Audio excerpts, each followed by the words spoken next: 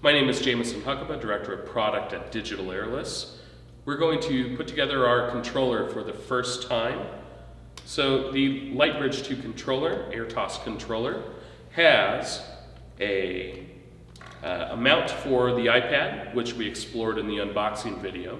So we'll want to mount the iPad like so, and plug in the lightning cable to connect it to the controller itself.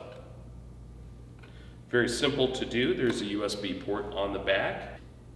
So once the USB cable is plugged in between the iPad and the controller, we'll go ahead and turn the controller on. Quick double tap on the power button gives us some lights down below, and you should have a red light to indicate that power is on the controller. The iPad screen should light up if it's not already. The default passcode shipped from the factory for the iPad is 123456.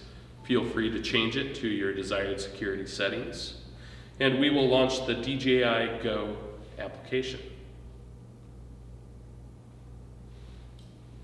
So the very first time you fire this up, you're going to need to sign into the DJI application with your own credentials. So make sure that the iPad is connected to an appropriate wireless network.